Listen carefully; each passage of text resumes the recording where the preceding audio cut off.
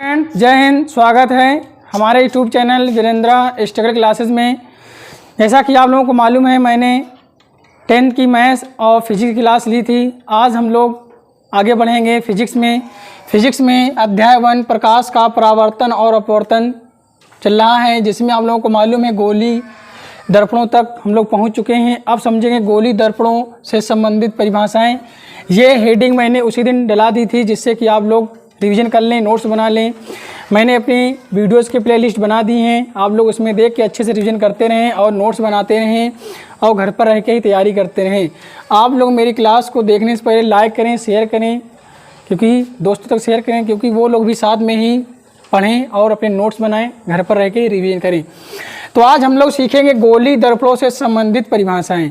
जैसा कि आप लोग देख रहे हो कि मैंने एक फिगर बनाई, एक उत्तल दर्पण और एक अवतल दर्पण फिगर है, एक उत्तल दर्पण और एक अवतल दर्पण। ये अवतल दर्पण का फिगर है, एक उत्तल दर्पण। ये चीज़ आप लोग पीछे कक्षाओं में जो कक्षाएँ हो चुकी हैं क्लासेस, उसमें आप लोग पढ़ चुके हैं।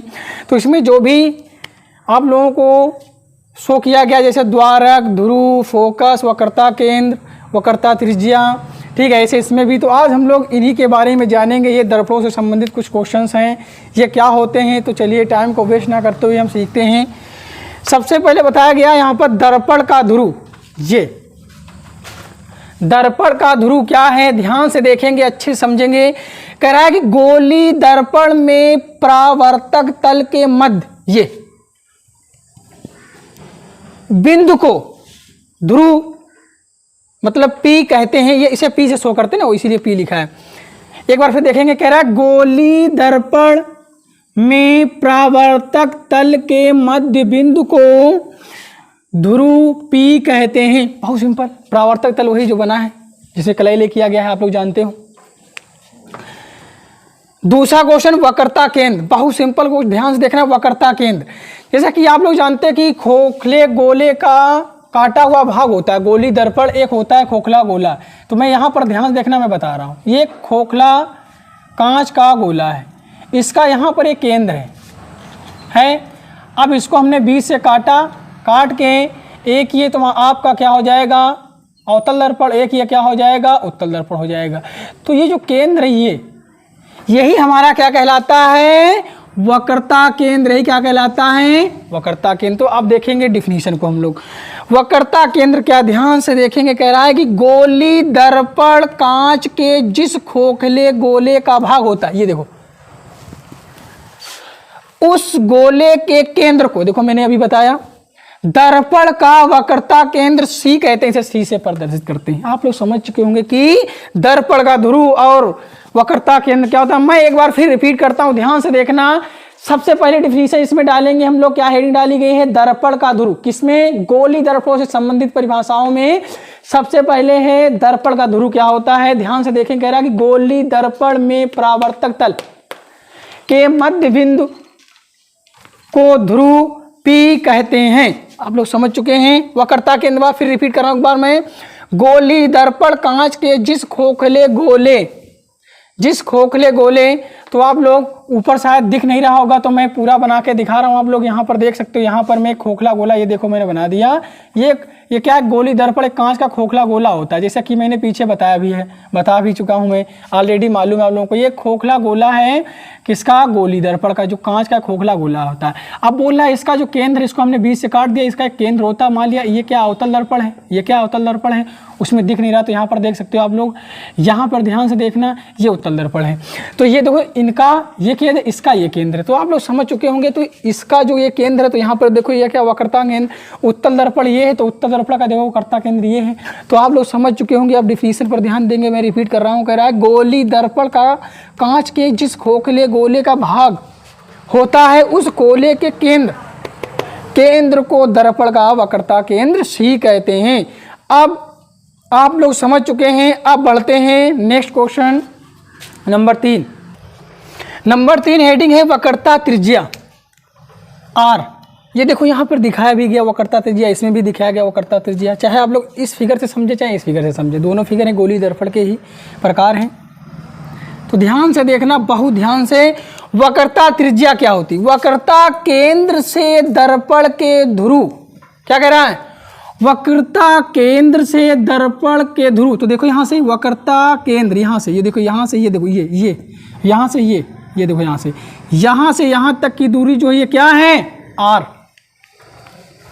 वक्रता केंद्र C जो है से दर्पण के ध्रुव P तक की दूरी दर्पण की वक्रता त्रिज्या कहलाती है। बहुत सिंपल डिफिनेशन, यहाँ से यहाँ तक की दूरी ये, तो ये दूरी को देखो मैंने यहाँ पे शो कर दिया, ये तो इसे क्या कहते हैं, वक्रता त्रिज्या कहते हैं। इसे कैपिटल R से शो करते हैं, जैसे कि यहाँ पर दिखाया गया, आप लोग लिख सकते हो अपनी तरफ से, इसे कैपिटल R से प्रदर्शित करते हैं। आगे और लिख सकते हो आप लोग। नंबर 4 क्या हेडिंग है, मुख्य अक्ष। देखो कितने सिंपल है, मुख्य अक्ष बहुत सिंपल है। मुख्य अक्ष यहाँ पर ये है, ध्यान देखना, यहाँ पर मुख्य अक्ष, ये मुख्य अक्ष है। ये पूरी रेखा जो है, ध्यान देखना इस पे, मुख्य अक्ष, इसे इसमें भी दिखाया गया मुख्य अक्ष। गोली दर्पण के ध्रुव P तथा वक्रता केंद्र C, तो ये रेखा यहाँ से यहाँ तक आ रही, ध्यान से देखना, को मिलाने वाली सीधी रेखा गोली दर्पण का मुख्य अक्ष, ये देखो इसमें दिखाया गया, इसमें भी दिखाया गया, कहलाती है। तो आप लोग समझ चुके हैं। अब मैं इसको एक बार फिर रिपीट करता हूं, ध्यान से देखना। सबसे पहले नंबर 3 हेडिंग है वक्रता त्रिज्या। वक्रता केंद्र से दर्पण के ध्रुव, वक्रता केंद्र और दर्पण के ध्रुव के तक की दूरी दर्पण की वक्रता त्रिज्या कहलाती है। इसे कैपिटल R से प्रदर्शित करते हैं, ये लिख सकते हो अपने आगे। और नेक्स्ट, मुख्य अक्ष गोली दर्पण के ध्रुव P, गोली दर्पण जो है उसका ध्रुव जो P है तथा वक्रता केंद्र C को मिलाने वाली सीधी रेखा गोली दर्पण का मुख्य अक्ष कहलाती है, तो आप लोग समझ चुके। अब आगे बढ़ेंगे नेक्स्ट हेडिंग पर। तो नेक्स्ट हेडिंग है नंबर 5 आपका, तो ध्यान से देखेंगे, हेडिंग डाल लेंगे दर्पण का द्वारक। नंबर 5 बहुत सिंपल है, जैसे कि मैंने यहाँ पर बताया था, ये देखो एक खोखला गोला कांच का होता है, गोली दर्पण कहलाता है। इसको हम जब बीच से काट दिया तो एक भाग हटा, एक भाग अलग हटा, एक भाग अलग हट गया।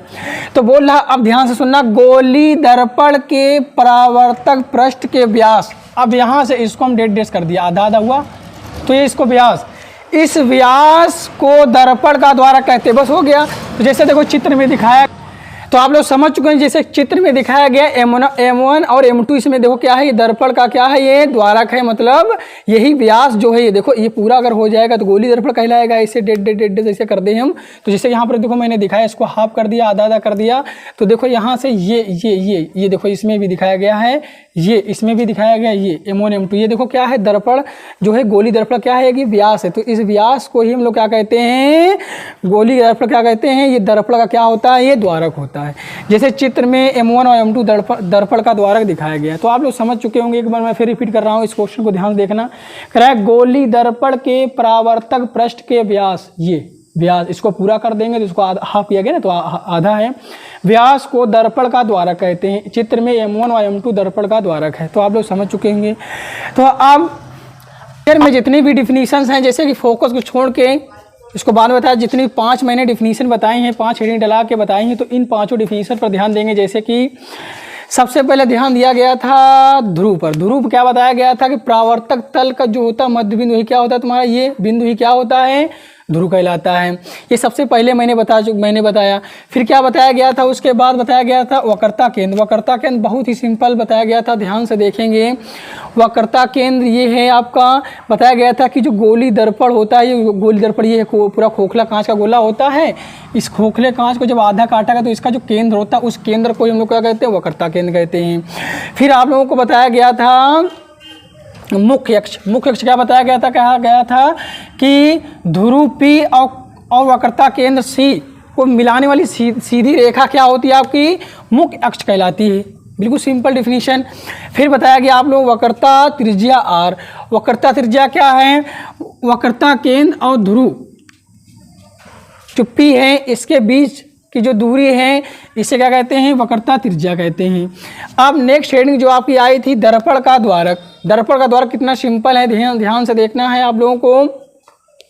फिर एक बार मैं इसको बता रहा हूँ, गोली दर्पण के परावर्तक पृष्ठ के व्यास को दर्पण का द्वारक कहते हैं। जैसे कि चित्र में M1 और M2 क्या हैं, दर्पण का द्वारक हैं। तो आप लोगों की क्लास यहीं तक रहेगी। आप इसके आगे क्योंकि थोड़ा थोड़ा पढ़ेंगे और धीरे धीरे पढ़ेंगे, आगे बढ़ेंगे, क्योंकि टाइम आप लोगों के पास बहुत मिल रहा है। तो आप लोग मेरी क्लास को लाइक करें, अपने दोस्तों तक शेयर करें, जिससे कि और कमेंट करें, जिससे कि वो लोग भी मेरी क्लास को देखें और अपने नोट्स बनाएं और घर पर रह के ही तैयारी कर सकें।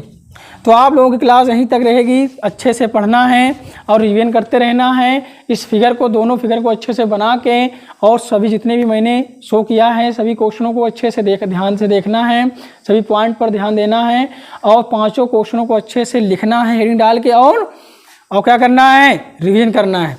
जय हिंद, जय भारत।